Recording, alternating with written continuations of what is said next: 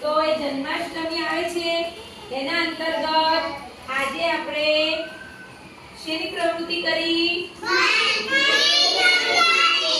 શું કર્યું? મટકી શણગારી. હવે કેમ તમને એવું થાય કે કેમ પેન મટકી શણગારી તમે? તો કૃષ્ણ ભગવાન તમારા જેવા નાના હતા ત્યારે એમને શું બહુ ભાવતું હતું?